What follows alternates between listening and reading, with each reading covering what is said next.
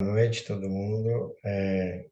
Queria agradecer a presença de todo mundo, principalmente da Mônica, que está reservando esse tempo para a gente, lá do Brasil, lá do Rio de Janeiro, maior calor. E a gente está aqui em Israel, quer dizer, eu pelo menos estou em Israel, não sei onde vocês estão, mas acho que a maioria está aqui em Israel. E esse projeto foi criado justamente para o pessoal que está aqui, para ouvir os especialistas, tipo, cada um que tem alguma coisa a acrescentar para a gente de coisas boas, de alguma palavra, né? Alguma, alguma ideia de como passar esse momento. Bastante interessante. Então, eu costumo abrir com uma historinha pequena, né? Antes de passar a palavra para a Mônica. É uma historinha pequena que eu já conheço ela, mas eu ouvi ela hoje de novo e é muito bonitinha. E acho que ela tem a ver com esse momento, alguma coisa. E a história conta assim: era uma vez um rei da China. A China, a dinastia chinesa passa de pai para filho, o reinado. E esse rei, ele não tinha filho. E aí ele resolveu fazer um concurso no reino dele para ver quem que ele ia chamar para ser o próximo rei. Ele não teve filhos, não podia ter filhos. E aí ele teve uma ideia. Ele pediu para chamar todas as crianças do reino dele. E ele, no primeiro domingo do mês, e ele deu para cada um, um balde, um baldinho, com uma semente e com um regador. E aí ele falou o seguinte: a flor mais linda, esse vai ser o próximo herdeiro do trono, o grande rei da China. E as crianças ficaram todas, uau, que lindo! Daí apareceram todas as crianças, todo mundo animado. Todo mundo recebeu seu baldinho, com sua semente, com seu regador. E foram para casa. E o rei falou o seguinte: passando no final do mês eu quero ver a flor mais bonita. Vocês podem vir aqui no último domingo do mês, de novo, vamos fazer uma festa, vamos comer todo mundo junto, vamos festejar. Vocês vão aqui, vocês me tragam e a gente vai ver. E assim foi. Passou uma semana, passou 2 semanas, passou 3 semanas. Na quarta semana, no último domingo do mês, estava todo mundo lá no palácio. Cada um com flores incríveis, uma mais bonita que a outra. Como vai se fazer para escolher agora? Como vai ser? Como vai ser? O rei estava sentado e ele pediu para cada criança ir com a sua flor e mostrar para ele. Subiu a escada, pegou, e assim foi. Pegou, chegou, mostrou, o rei falou, uau! E aí ele mostrava, assim, as crianças todas felizes, todo mundo com flor, uma maravilha, uma loucura, uma mais bonita que a outra, roxa, lilás, rosa, todos os que vocês podem imaginar. E aí todo mundo foi passando um a um, até que passou todo mundo. Passou todo mundo, e o rei falou assim, olha, ainda não temos aqui o vencedor. Espere um pouquinho. Aí ele foi lá no quarto com, com os conselheiros, né? Ele pediu um conselho, falou, olha, eu não achei ainda que é o cara. Ele falou assim, eu acho que teve uma criança, vocês têm certeza que estão todas as crianças aqui? Ele perguntou para os conselheiros, ah, claro, claro, rei, veio todo mundo quer ser. Ele falou, não, não, mas eu acho que está faltando. Aí ele falou o seguinte, eu tive uma ideia, eu vou sair para buscar uma criança, eu acho que ainda tem gente que não veio. Aí ele saiu, ele botou roupas de pessoas comuns, botou, saiu em busca e falou: eu vou lá no bairro mais pobre do meu reino. Quando ele chegou lá, ele viu um menino sentado na calçada, chorando, com um baldinho em frente a ele. E esse baldinho não tinha flor, estava vazio. E aí o rei chegou para ele e falou: menino, por que você está chorando? Ele falou: ah, porque olha aí, a minha flor não nasceu. E todo mundo, meus amigos, todos foram lá com as flores mais bonitas, mais lindas. E a minha não deu nada. Aí o rei pergunta, mas você regou, você cuidou dela? Ele falou, cuidei, eu reguei todo dia. Aí ele falou assim, você pode vir comigo? Eu quero te levar lá no palácio. Aí ele falou, não, não, eu não quero passar vergonha, não, não. Ele falou assim, não, vem comigo, eu tenho uma coisa boa para você. Aí ele chegou lá, quando ele chegou, levou ele até lá e falou assim, pessoal, já temos já temos a decisão aqui de qual é, quem que vai ser o próximo rei. E aí todo mundo ficou surpreso, falou, uau, quem vai ser, quem vai ser? E o rei aponta para esse menino que ele tinha sem nada, ele falou, esse aqui. Todo mundo falou, ah, que isso, mentira, não pode ser, como pode, cadê a flor, não sei o quê. Começou aquela, o rei falou, shh, eu vou explicar. Esse, vocês receberam, todo mundo recebeu um balde, um regador e uma semente. Essa semente que eu dei para vocês, ela era estéril, não ia nascer nada dela. Esse menino, ele realmente não, depois que ele ficou com essa semente o tempo todo esperando, esperando, esperando, esperando, esperando, até que não deu em nada. Mas o objetivo era esse. Esse era o objetivo. Esse era exatamente o objetivo. E esse menino foi escolhido como rei da o rei, o próximo rei da China naquele momento.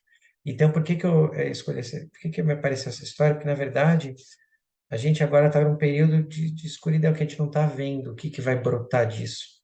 A gente não está vendo o que que vai sair disso. Esse balde que a gente recebeu, essa semente que a gente está recebendo agora, é terrível. A gente não está vendo, a gente só está vendo escuridão, só está vendo tristeza, e a gente não sabe o que vai sair. Mas aí que entra a imunar, a nossa fé, que vai sair alguma coisa, e com certeza vai, e também de saber que o rei deu para a gente isso. Quem deu para a gente essa semente agora, nesse momento, foi o rei, foi Deus. Ele que quer que esse período seja desse jeito.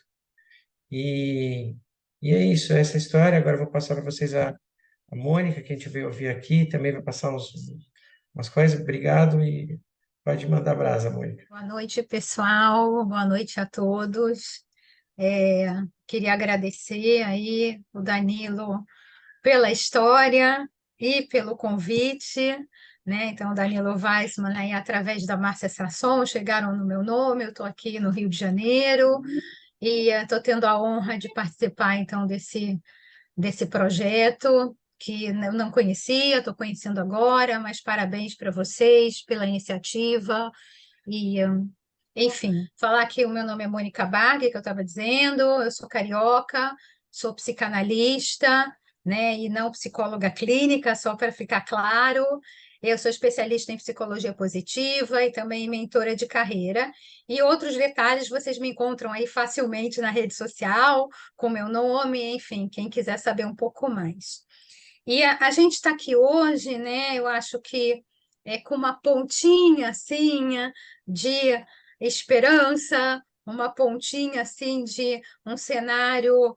é, Talvez a gente não enxergue a semente florescendo, ainda falta muito para isso, mas a gente começa a ver alguma coisa para que essa situação fique um pouco mais clara e que a gente tenha melhores notícias. E o que a gente vai falar hoje é justamente dessa questão, né, de como que a gente pode se manter e ser otimista em momentos de crise, né? E a verdade é que, assim, isso é muito difícil, é um desafio, e nos dias de hoje é um desafio maior ainda. A gente precisa de uma força adicional, a gente precisa de uma energia, de um potencial, a gente precisa enxergar coisas que talvez não sejam tão fáceis de ver, né? Por quê? Porque a gente vive hoje uma crise no mundo enorme, uma crise de valores, uma crise de ética, onde a gente é diariamente bombardeado é, com notícias que são, no mínimo, esquisitas e, na maioria das vezes, inacreditáveis, né? São notícias que nos chocam o tempo inteiro, né? E a gente pode, então, pensar que a notícia, na forma como a gente recebe, que nos vem através da mídia. Então, a notícia, para ser notícia, ela por si só já é um fato inusitado. Ela por si só já é alguma coisa que não é muito cotidiana. Então, como diz a frase feita, o normal não vem de jornal. né? E é exatamente isso. A mídia não se interessa por aquilo que é o trivial e ela vai insistir em temas polêmicos e em temas que dão audiência e em repetir, repetir, repetir e nos massacrar com esse volume aí de notícias, né? Então, esse é um elemento que a gente tem no nosso dia a dia e que nos leva para a crise. E a crise que a gente se refere, ela pode ser uma crise que vem em várias proporções e ela pode ter um agente externo, como esse momento que a gente está vivendo, né? Tem vários agentes externos causando uma crise, ou pode ser uma crise interna. O que é a crise interna? É o próprio indivíduo, ele cria e pensa e sente a sua própria crise. Não é um agente externo que vem. E nas duas situações, a gente tende a fortalecer essa crise com a lamúria, né? Então, o que é a lamúria? A lamúria é a gente repete, reconta, rumina, a gente vai muitas vezes repetindo a crise e a gente tem também, reforça também a crise com uma forte sensação e fala de que a gente não merece passar por isso, o que provavelmente é verdade, mas com certeza é como a gente se sente, e essa sensação de frustração e de não merecimento faz com que a gente reforce ainda mais a lamúria e repita, repita a crise. E aí, o que acontece? E a soma desses fatos, a soma dessa sensação, faz com que a gente se apegue à reclamação, né? Então, o que é a reclamação? Como fala a palavra, é reclamar a ação, é rechamar a ação. A gente vai através de uma repetição, né? Fazendo disso quase um hábito, né? Então, reclamar, ele serve para situações gravíssimas, para situações muito difíceis, mas ele, da mesma forma, serve para o cotidiano. Então, a gente reclama do calor, do frio, do trânsito, do casamento, da família, deu certo, deu errado, e de várias coisas pequenininhas que acontecem no dia a dia, a gente reclama, né? E aí a gente tem aquela coisa, se alguém pergunta como um cumprimento se está tudo bem, a gente entra sempre no modo lamúria e responde com alguma consideração que não é muito positiva. Então, vamos indo. Ah, não estou indo, mas não tão bem quanto você. Já tive dias melhores. Tudo isso são respostas que estão conectadas à lamúria, a esse nosso hábito de chamar, reclamar a ação, de repetir, né, o fato ruim. E a combinação, então, dessas coisas, a gente falou do quê? A gente falou da notícia ruim, que nos é bombardeado, a gente falou da lamúria e a gente falou da reclamação, né? Esses fatos associados, a combinação dessas coisas, elas ensinam o nosso cérebro a ser pessimista e a acumular emoções negativas. Enquanto que nosso desafio todo dia é exatamente o contrário, para a gente se sentir bem, é acumular emoções positivas. Então, quando eu entro nesse modelo, né, de reclamar, de lamuriar e de ver a notícia ruim repetidamente, então, o que essas coisas têm em comum? Elas têm em comum a repetição, né? A gente entra no modelo de ensinar o cérebro a ser pessimista. Bom, então, a gente volta na pergunta do início, como é que a gente pode responder à crise de uma forma mais otimista? E aí eu quero trazer aqui uma analogia, uma ideia análoga. Todo mundo aqui já passou, já vivenciou no seu país ou pessoalmente uma crise financeira. E qual é a resposta que a gente traz para uma crise financeira? A gente gera um capital. A gente usa mecanismos para gerar um capital. E aqui a analogia é exatamente a mesma. quando a gente tem uma crise emocional, quando a gente está num lugar escuro, a gente precisa gerar o que se chama um capital psicológico positivo. É um recurso para ser um antídoto para a crise. Mas o que é capital psicológico positivo? É um representado pelo conjunto de atributos de quem a gente é, né? E através dos seguintes elementos: autoconfiança, esperança, resiliência e otimismo. Então, acho que está todo mundo de acordo que se eu tiver esses atributos, autoconfiança, esperança, resiliência e otimismo, eu consigo entrar em ação mais rápido e eu consigo sair da crise, seja ela uma crise de ação ou seja ela uma crise de pensamento, né?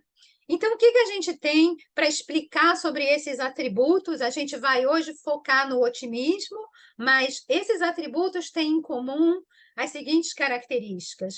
Eles são singulares e próprios de cada indivíduo. Então, quanto cada um é mais resiliente, mais autoconfiante, mais esperançoso, é singular de cada um.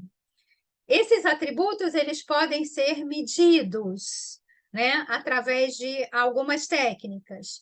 E eles afetam diretamente o nosso desempenho, eles afetam a nossa entrada em ação, eles afetam a nossa motivação, a forma como a gente atua no mundo. Mas a melhor notícia de todas é que todos eles têm em comum que eles podem ser aprendidos. Então, não é alguma coisa cristalizada. Eu sou assim e não posso mudar. Ou eu já vim assim de fábrica e não tenho como aprender. Não, a gente pode aprender. Então, como que a gente pode aprender? Hoje a gente vai falar de como a gente pode aprender a ser mais otimista. E a gente também pode falar aqui que uma coisa alavanca a outra. Se eu sou mais otimista, então, provavelmente eu vou ser um pouco mais resiliente, eu vou ter um pouco mais de esperança, e assim também com os outros em relação ao otimismo. Eles se intercalam e se retroalimentam. Então, como que a gente pode fazer isso? Como que a gente pode ser mais otimista? Então, o primeiro passo, a gente precisa entender que o nosso cérebro ele pode ser treinado exatamente como a gente treina o nosso músculo na academia. Através de repetições, através de exercícios, a gente pode transformar e ganhar em aprendizado para cada um desses atributos. E a outra coisa é que a nossa mente ela funciona como um reservatório, como uma conta poupança, e a gente precisa abastecer esse reservatório. Eu posso abastecer ele de coisas boas, ou eu posso abastecer ele de dificuldades. E isso vai fazer com que a gente vá para o mundo de maneira diferente. Então, como é que a gente faz isso? Quando a gente fala de otimismo, a gente precisa entender que a explicação de otimismo se refere a uma disposição do indivíduo, né, de ver as coisas pelo lado bom, de encontrar soluções favoráveis. Então, o que a gente é um estilo do indivíduo. E como a gente chama que o otimismo ele é um estilo atributivo. O que quer dizer isso? A gente atribui a determinados eventos características que classificam aquele evento, aquela situação, aquele contexto de positivo ou negativo. E como que a gente faz isso, né? A explicação, assim, bem simplificada, é aquela famosa história de que tem pessoas que veem o copo meio cheio e tem pessoas que veem o copo meio vazio. É verdade isso? Isso é uma forma de olhar para o assunto, mas a realidade é que a gente pode aprender a ver diferente. Então, quando a gente fala de estilo atributivo, eu vou atribuir esses eventos determinadas características através de 3 dimensões, que eu vou explicar para vocês. Então, a primeira dimensão a que eu atribuo esse evento é uma dimensão de abrangência. Então, o que é abrangência? É tudo ou nada. Então, eu atribuo a esse evento uma característica de uma abrangência ampla ou uma abrangência restrita, tudo ou nada. A segunda dimensão que eu atribuo ao evento é a permanência, sempre ou nunca. Então, eu estou falando sempre os extremos, a abrangência tudo ou nada, permanência sempre ou nunca. E a terceira dimensão é a personalização. Externo, aquilo veio do externo, ou aquilo é interno. Então, através dessas três dimensões, a gente atribui características a um determinado contexto. Então, quando a gente vê um fato do cotidiano, né, o indivíduo, seja pessimista, né, mais pessimista, ou o indivíduo mais otimista, ele faz essa atribuição de maneira uma inversa do outro. Então, vamos dar alguns exemplos aqui bem didáticos, que é, para um fato positivo, consegui um aumento no meu trabalho, um aumento de salário. O perfil otimista, ele vai falar, ai, tudo dá sempre certo para mim, viu só? Consegui. O perfil pessimista vai falar, ai, não vai mudar muita coisa, vão descontar muito mais impostos. Então, ao mesmo fato, uma pessoa olha e atribui, através da abrangência, permanência e personalização, através dessas três dimensões, ele atribui de uma maneira otimista ao mesmo fato ou atribui de uma maneira pessimista. E se for um fato negativo, acontece a mesma coisa. Então, um exemplo do cotidiano: perdi as chaves de casa. O perfil otimista fala: nunca perco nada, deve estar com alguém. O perfil pessimista fala: eu sempre esqueço tudo, como que eu sou distraído? Então, de novo, através dessas três dimensões, abrangência, tudo ou nada, permanência, sempre ou nunca, e personalização externa ou interna, a gente atribui aos fatos determinadas características que vão ficar gravadas no nosso cérebro. E são essas características e essa forma que a gente atribui aos eventos que vai abastecer o nosso reservatório. Então, lembrando lá que eu falei que a nossa mente é um reservatório, uma conta poupança. Então, isso vai abastecer a nossa reserva de otimismo ou a nossa reserva de pessimismo. E como que a gente pode melhorar? Então, tem algumas pequenas técnicas que eu vou ensinar aqui, são técnicas simples e que a gente pode praticar no dia a dia e que a gente pode treinar no nosso dia a dia. Então, a primeira coisa que a gente precisa cuidar o tempo todo é da nossa fala. Naturalmente, a nossa fala vem do nosso pensamento, mas ao falar é um ato concreto. Então, isso fica registrado no cérebro de uma outra maneira. Então, quando eu falo palavras negativas como não consigo, é difícil, eu sempre desisto, isso é pesado, essas falas, elas estão ligadas ao que a gente falou lá no começo, de uma certa lamúria e reclamação, mas elas ficam registradas no nosso cérebro, ensinando ele a repetir isso e a ser pessimista.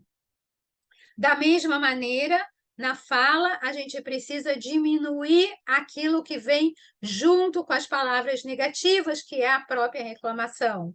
Ai, que chato, ninguém merece, que coisa horrível. Essas coisas também estão abastecendo o mesmo reservatório de pessimismo e não um reservatório de emoções positivas e otimistas.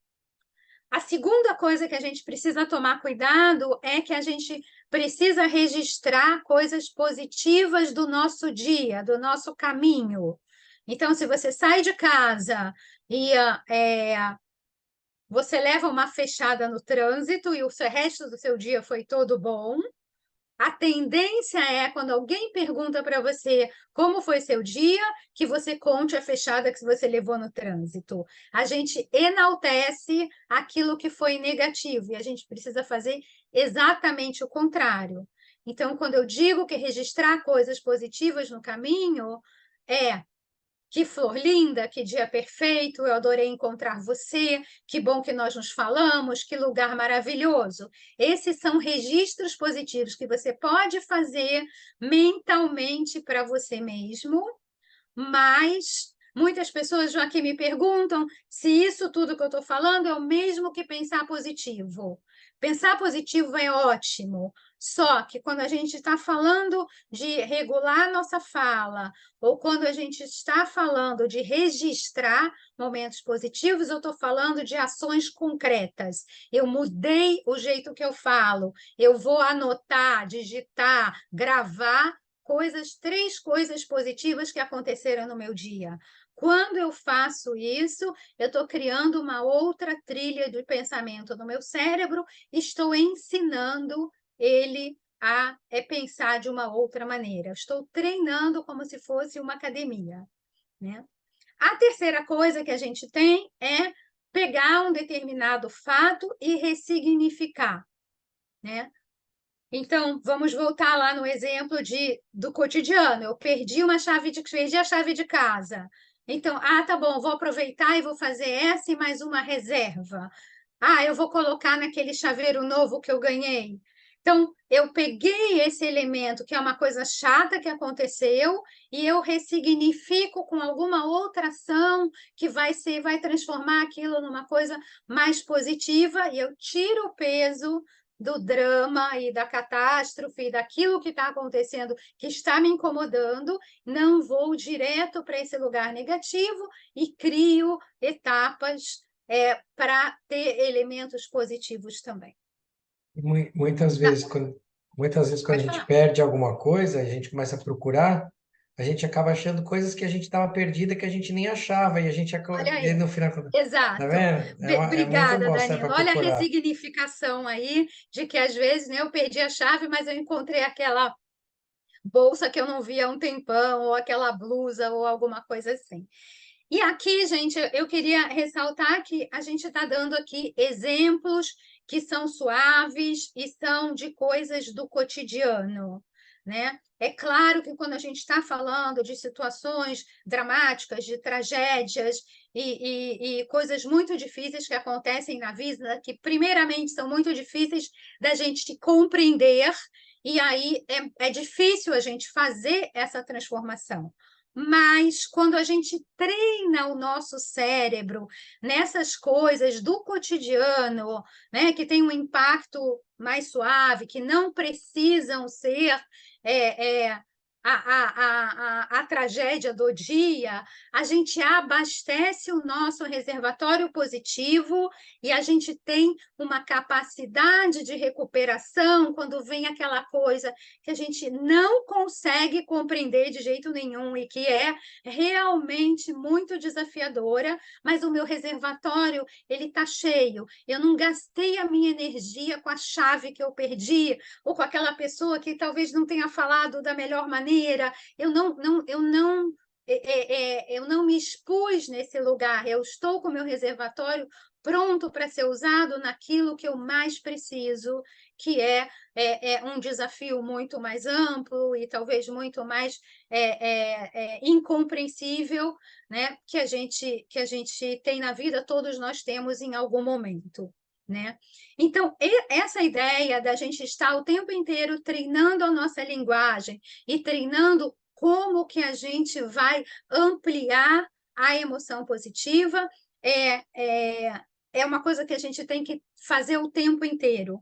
Eu queria trazer aqui um exemplo que a gente viu diante de tudo que estamos vivendo nas redes sociais, onde a gente viu posts que falavam: entregaram X reféns, ainda faltam Y pessoas. Então, a gente viu muitos posts que falam isso. Correto, correto. O post está falando correto, correto. Mas a gente viu outros posts que falavam: entregaram X reféns, esperamos todos os outros o mais rápido possível. E eu queria mostrar para vocês que essas duas mensagens, elas ficam gravadas de forma diferente no nosso cérebro, ainda que elas estejam se referindo exatamente à mesma coisa e à mesma dificuldade. Uma está falando do que falta e a outra está ampliando aquilo que já aconteceu de positivo. Então, é uma forma de pegar o fato positivo e ampliar ao máximo. A gente viu também alguns posts relacionados ao assunto que falavam: agradeça aos que perguntaram sobre a minha família, agradeça aos meus amigos que fizeram o contato. Isso é pegar um fato positivo e ampliar para uma coisa maior, ao invés de eu olhar para o fato negativo e ficar colocando o holofote nele. Então, dentro desse contexto de ampliar, né? A gente sempre pode abrir o nosso cérebro para ampliar a questão positiva. Então, você amplia quando você diz: adorei aprender sobre otimismo, eu vou praticar. Então, isso é ampliar. Sempre a gente pegar uma ideia positiva e tentar fazer com que ela se multiplique em mais positivo ainda.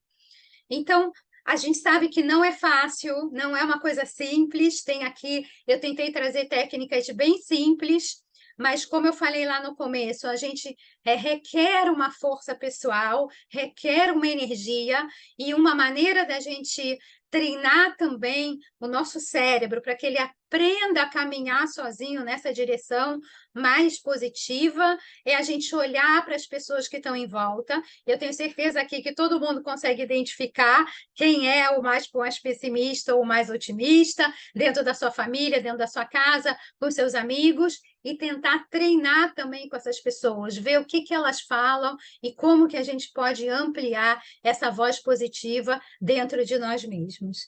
Então, gente, para finalizar, eu queria dizer que o nosso povo, ele, por muitos e muitos anos, foi conhecida pela famosa expressão "Oi, vei", né? Acho que muita gente, a maioria conhece aqui, que é uma expressão que está ligada à lamúria, uma expressão ídis ligada à lamúria, aos problemas, aos tsures, como nossos avós falavam, mas esse mesmo povo ressignificou essa sua história e tem um hino chamado Atikva. Então, eu acho que essa história de ressignificação é uma lição de como a gente pode treinar o nosso cérebro para o otimismo. Então, a gente pode fazer isso, cada um de nós pode fazer um pedacinho dentro da sua casa, dentro da sua comunidade, dentro do seu micro-universo, porque a soma de tudo isso é que faz com que a gente olhe para a diversidade de uma maneira com muito mais resiliência, com muito mais esperança, com muito mais confiança, com muito mais bitarrón, que é o que a gente precisa. Então, Todarabá, queria agradecer a atenção de quem ouviu até aqui, desejar ótimas notícias e abrir aí um tempinho para a gente poder responder as perguntas. Não, e você sabe que foi legal que você explicou coisas da psicologia porque eu procuro ser uma pessoa otimista, mas é porque eu sei que Deus é bom, né? E ele, tudo que ele faz é bom, então eu não entendo, imagine, que era só o que faltava, eu querer entender Deus agora. E as coisas que ele faz Deus é Deus, então tudo que, eu acredito Uhum. que ele é bom. Então, a gente treina o otimismo para mostrar para as pessoas que Deus é bom. A gente não está vendo porque é bom, como que é bom, mas ele é bom. E se a gente acredita que realmente ele é bom, então tudo a gente vai ter esperança e vai ter fé e vai que tudo vai ser bom no final. Sim, é outro caminho que faz o mesmo caminho, mas assim, a espiritualidade, né, a fé, ela ajuda muito na construção do que eu expliquei, que é o capital psicológico positivo, né? Então, hoje a ciência comprova que as pessoas que têm uma vida espiritual, que têm a sua fé, independente de qualquer que seja, elas têm um reservatório desse capital psicológico positivo que eu expliquei, que é confiança, esperança, resiliência e o otimismo, o reservatório dessas pessoas ele é mais potente. É como se a gente tivesse lá uma caixa d'água com maior volume. A gente tem mais capacidade de lidar com determinadas adversidades, e nisso a fé ajuda muito, né? E aí, complementando também o que você falou, né, Danilo, Deus não só é bom, como a gente foi feito numa perfeição. Então, o nosso cérebro, ele tem uma capacidade que não é utilizada, né? Hoje também a ciência sabe disso, né? A gente tem uma capacidade de ampliar e de expandir a nossa mente para o bem, né? Para o bem, para que a gente tenha bem-estar, para que a gente tenha saúde, para que a gente tenha uma vida melhor e para que a gente também possa lidar com aquilo que a gente não controla, né? De uma maneira melhor. A gente tem inúmeras adversidades, algumas que a gente explica também que não vem de uma natureza, de uma tragédia natural, de coisas que a gente não consegue entender, mas que causam muito sofrimento.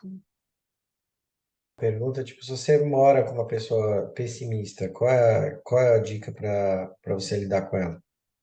Primeira dica, manda essa gravação para ela, dica, né?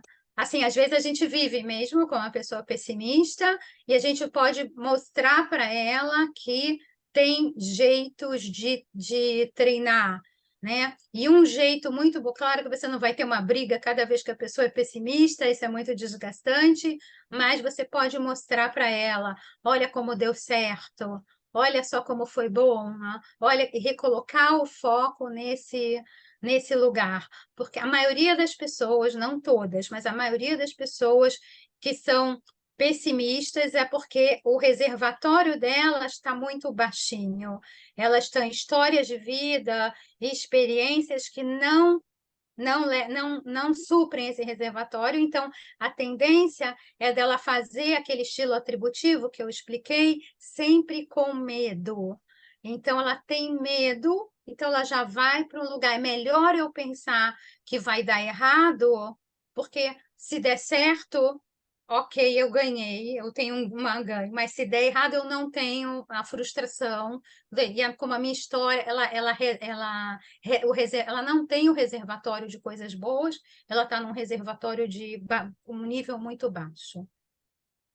Tá bom, pessoal. Então eu quero convidar todo mundo que estiver aqui para a gente acender a vela de Hanukkah, se Deus quiser, na quinta-feira, dia 7 de dezembro. Vamos lutar contra essa escuridão que está aí. E muito obrigado aí. Vamos ver se a gente sai mais otimista aqui da palestra, se Deus quiser. E muito obrigado pela participação. E obrigado mesmo. Tudo de bom. Boa noite para todo mundo. Obrigada, Danilo. Obrigada a todos que escutaram. Se alguém tiver uma pergunta depois, pode me mandar na rede social, que eu respondo sempre.